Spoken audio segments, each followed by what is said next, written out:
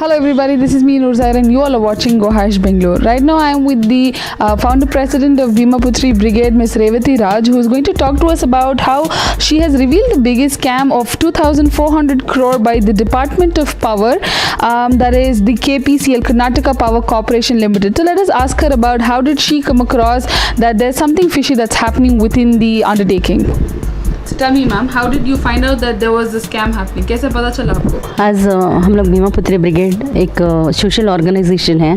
बहुत सालों से कर्नाटका में हम लोग काम कर रहे हैं। ऐसे ही सब इलाके में हमारा एक टीम मेंबर रहता है।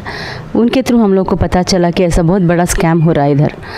उस हिसाब से हम लोगों ने डॉक्यूमेंट्स पूरा कलेक्ट किया, बाद में कंप्लेंट किया सब जगह। पहले जाके वो KPCL MD से बात किया, क्या चल रहा है आपके डिपार्टमेंट में। कौन है ये MD ma'am? KPCL MD IAS Tamil Nadu cadre Ponnuraj, mister Ponnuraj. Okay.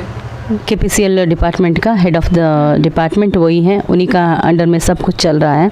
उनसे जाके डायरेक्टली उनसे पूछा हम लोग ऐसा कुछ चल रहा है, वो इनवैलिड जो भी कुछ भी एक्सपीरियंस नहीं, उसको आप लोगों ने टेंडर दे दिया है, 2,400 करोड़ का टेंडर दे दिया है। You should have some experience. हाँ, total nil, he is a simple builder. How can you give for a builder, how can you give FGD program without having a previous knowledge or experience? Nothing, totally zero. Okay. So इसके हम लोग को लगा कि दाल में कुछ काला है, इसीलिए जाके डायरेक्टली पूछा था। वो आंसर देने के लिए थोड़ा हिचकिचाया। वो बोले नहीं मैडम मुझे भी पता है। हम लोगों ने बोला आपको कंप्लेंट दे दिया हम लोगों ने, आप बोलिए अभी इसका क्या करेंगे आप। मैडम ऑलरेडी फाइल जा चुका है अप्रूवल के लिए CM के पास। मैंने पूछा अच्छा आपको पता है वो इनवैलिड है, वो बिडर, उसका कुछ एक्सपीरियंस नहीं है, तो फाइल आपके ज़रिए उधर कहाँ कैसे गया, CM के पास कैसे गया। वो बोला मैं मैडम जाके आप CM से ही पूछो। ऐसा उसका आंसर है। क्या ये स्कैम अबाउट ये है, चल क्या रहा है? हाँ, मैं बता दी पहले क्या किया, बाद में स्कैम के बारे में एक्सप्लेन करती हूँ। उसके बाद में हम लोगों ने ACB एंटी करप्शन ब्यूरो, उधर जाके हम लोगों ने एक कंप्लेंट लॉन्च किया हमारे लेटरेड में, उनको भी एक्सप्लेन किया। वो बोला हाँ मुझे मालूम है मैडम, हम लोग देखेंगे, उसका इंक्वायरी करेंगे हम लोग। आज तक कुछ इंक्वायरी रिपोर्ट नहीं आया। उसके बाद हम लोग CM को भी प्रेजेंटेशन दिया, हमारा कंप्लेंट दिया हम लोगों ने, वो देखेंगे करके बोले। डायरेक्टली हम लोग उनसे नहीं मिल पाए क्योंकि कोविड के वजह से वो किसी से मिल नहीं रहे थे पब्लिक से, इसीलिए हम लोग उनके सेक्रेटरी के थ्रू उनको भिजवा दिया है और रिसीव्ड कॉपी पूरा हम लोग के पास है। ये लोग क्या किया, 2018 तक कुछ भी नहीं किया, ऐसे ही आराम से रह गए, ऐसे ही चलता गया, ऐश तो फैलता गया, उनको कुछ प्रॉब्लम नहीं। ये लोग इधर सिचुएटेड है, वो कुछ एक्शन नहीं हुआ। 2018 में सेंट्रल दिल्ली में एक मीटिंग हुआ, इन लोग को बुलाया KPCL को, बुला के सेंट्रल पोल्यूशन कंट्रोल बोर्ड में बुला के और एक बार इन लोग को वार्निंग हुआ। वो होने के बाद ये लोग इधर आके कुछ प्रोसेस शुरू किया। ये रिक्रूटमेंट का, वो टेंडर फ्लोटिंग ईटिंग का कुछ मीटिंग 2-3 मीटिंग चलाए। वो इन्फ्लुएंस दिमाग लगा के उन लोगों ने पूरा इलाके को खरीद के वो टोटली प्रोजेक्ट अपने हाथ में ले लिया। एक बिडर, एक कॉमन बिडर, इतना बड़ा प्रोजेक्ट, इतना लोगों का जान में खतरा होगा, कितना एनवायरमेंटल प्रॉब्लम हो रहा है, उसका FGD प्रोग्राम में थोड़ा भी डिफरेंस हो गया तो टैक्स अमाउंट 2,400 करोड़ जो है वो भी पूरा चला जाएगा।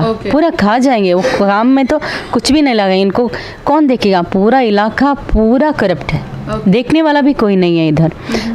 MD को जाके पूछे तो वो खुद उसके अंदर घुला हुआ है। वो बोलता है उधर पूछो इधर पूछो। तो ये कैसे पावर को इफेक्ट कर रहा है? हाँ, अगर पावर ये प्लांट अगर ये हाँ मैं बताती हूँ, कॉलोनी को जाता है और ये काम नहीं कर पाते और ये प्लांट बंद हो जाता है तो 2022 में क्या कॉन्सिक्वेंसेस होगी जब 3 पावर प्लांट्स? हाँ, हम लोग वही बात लेके हम लोग बहुत घबराए हुए। लोगों को इसका सीरियसनेस पता नहीं चल रहा है। ये प्लानिंग, इंटरनल प्लानिंग क्या चल रहा है। मेन प्लानिंग प्राइवेटाइजेशन, ये मेगावाट को कन्वर्ट करे तो मिलियन यूनिट में 218.6 मिलियन यूनिट है पर डे हमारा जनरेटिंग कैपेसिटी KPCL का।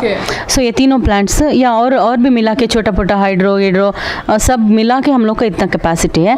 और हमारा कर्नाटका का एवरीडे कंजम्पशन है 173 मिलियन यूनिट्स। तो आप सोचिए हमारा जनरेशन कैपेसिटी इतना है, हम लोग बाहर से क्यों खरीद रहे हैं? More than 100 unit every day क्यों खरीद रहे हैं? हमारे पास हमारे घर में हम लोग को खाना बनाने का कैपेसिटी है, तो बाहर से क्यों खरीदना है? सो खरीदने में इन लोगों का बहुत बड़ा स्कैम है। 1 यूनिट में 10 पैसा बच गया तो मिलियंस टुगेदर चला जाता है, इसीलिए सबको पावर मिनिस्ट्री चाहिए। ये है यहाँ का स्कैम। तो अभी हम देख सकते हैं जब से कोविड स्टार्ट हुआ है पावर प्राइसेस बहुत ज़्यादा हो गए हैं, पर यूनिट जो सप्लाई भी हो रहा है घर वालों को तो एकदम ज़्यादा प्राइसेस में हो रहा है। अब आपने कहा कि 18.6 million units are produced in a day, और उसमें से 173 हम लोग यूज़ करते, तो इतना एक्सेस ऑलरेडी हमारे पास है, लेकिन फिर भी हम लोग बाहर से खरीद रहे हैं। लेकिन जब आप देख सकते हो तो पावर जो प्राइसेस है, जो इलेक्ट्रिसिटी बिल्स है, वो एकदम शूट कर रहे हैं। What do you think is the reason? क्या है एक्चुअली रीज़न? बाहर से खरीदते ना ये लोग, मगर ये लोग क्या रीज़न क्या बोलते हैं, हमारा इन हाउस प्रोडक्शन का कॉस्टिंग ज़्यादा है, ओके बाहर से खरीदने में प्राइस कम है।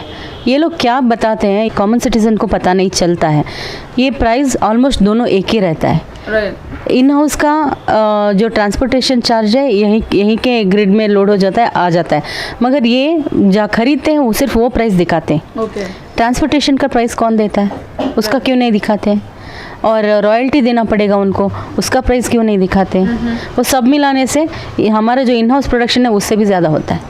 सो बेसिकली आप चाहती हैं कि रीटेंडर इशू हो हाँ। और प्रॉपर बिडर को और ये जो पनूरा जो है एमडी बहुत एरोगेंट है, टोटल वहाँ जो है उसका जो मर्जी चाहिए वैसा ही काम कराता है।